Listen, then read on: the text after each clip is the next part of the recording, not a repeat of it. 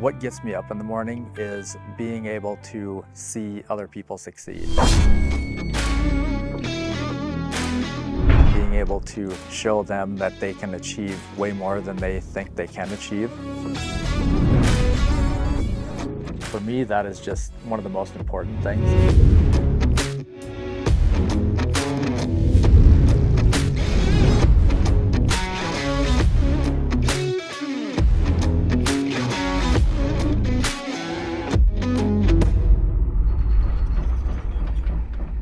In the old days, all you had was hard work and good stories.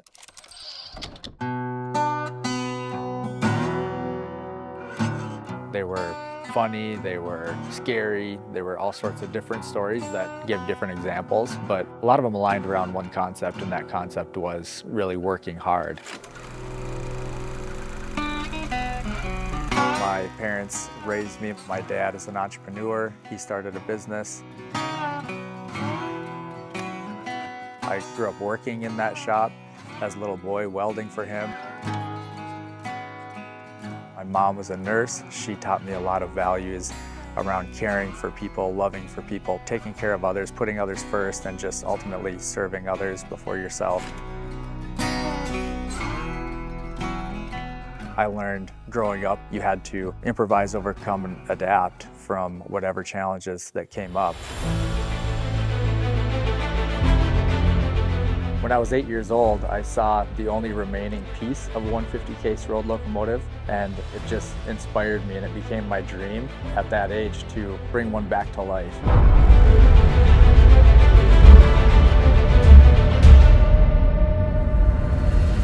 My parents were big into preservation of history. We had a lot of steam tractors, and I was pretty much raised in the hobby.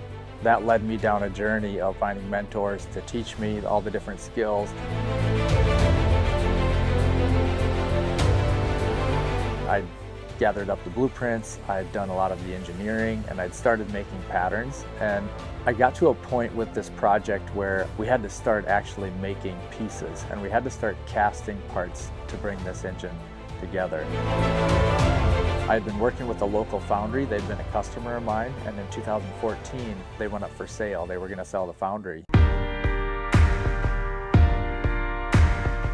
The only two buyers were both foreign companies from Asian markets, and likely they were going to buy the foundry and close it down. When I started my business, I actually started making some of the tooling for their jobs, for their customers. And so the team at Dakota Foundry had became all friends of mine. You know, I'd walk in and they'd have nicknames for me. They'd give me a hard time, and we became really close. And when I heard that the foundry was going to be sold, I was really fearful that most of those guys and who I'd become friends with were going to lose their jobs.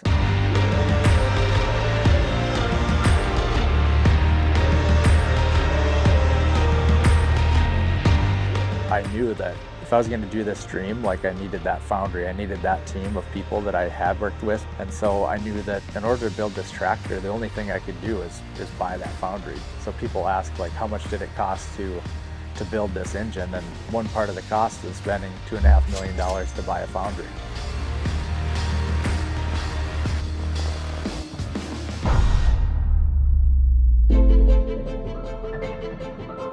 The 150 case road locomotive was originally designed and built by the J.I. Case Company in 1905. They built 9 of these engines, and none of them survived the test of time. So they all were eventually scrapped.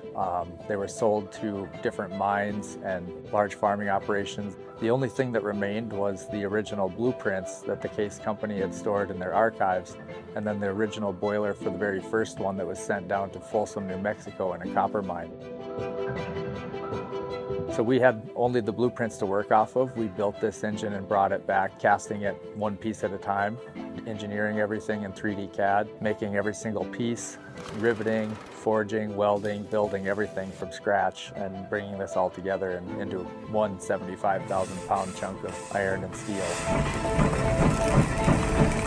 The 150 case is important to me because it's the preservation of a legendary tractor. It's basically like the Titanic of the steam tractor industry. us being able to bring that back to life and use this now to inspire young people into the hobby, into preserving history, into getting interested in steam and operating steam engines, and also just to motivate and show people that by following your dreams and pursuing your passion, if you keep after it, find the right people to support and help, learn the skills, learn what you need to make it happen, you can bring any of your dreams to life.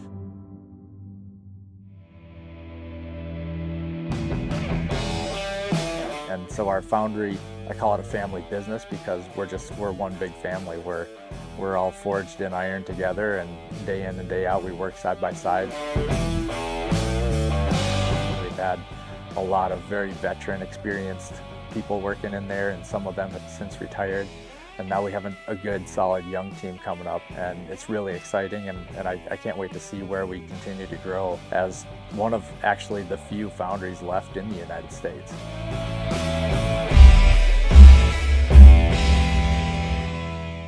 One thing that I've learned about myself is I had to take care of myself, both mentally and physically. During the COVID pandemic, fitness equipment became very difficult to obtain. People's mental health and physical health both were impacted by being stuck at home, not being able to go to the gyms, not being able to take care of themselves. At the foundry, we were looking for some new avenues to create business and opportunity.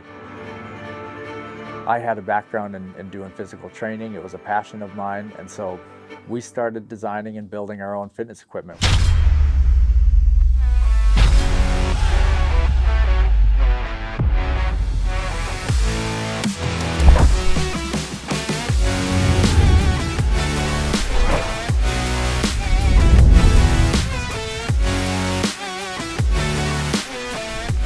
So we invented the War Bell, which was a completely new innovation for functional fitness, where you can have one compact piece of equipment and use it for a variety of different dynamic movements, combining all sorts of different barbell functions, dumbbell, kettlebell, and combining them all into one compact piece of equipment. We sent it out to a number of different athletes, we sent it to military bases, and we got all sorts of feedback. And at the end of the day, we really were able to hone in on developing a very exclusive piece of equipment.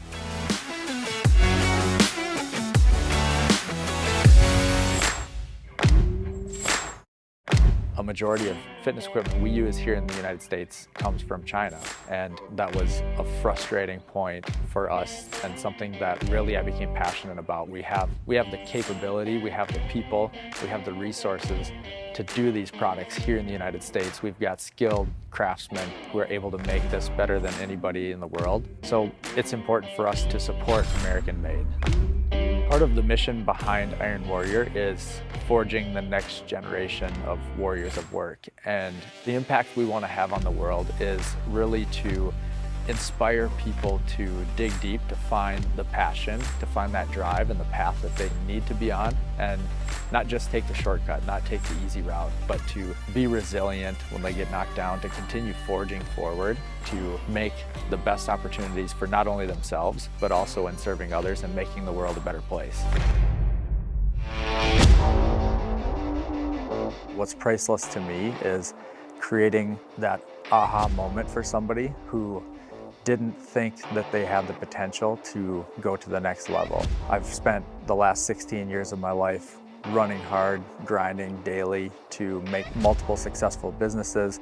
And our focus is to continue to invest in our people, invest in creating new companies, new platforms, new opportunities where we can impact others.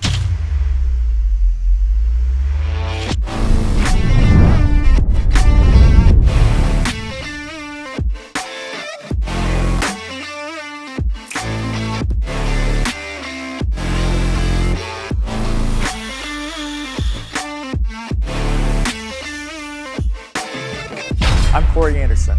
Work hard, serve others, and don't forget, go to war against weakness.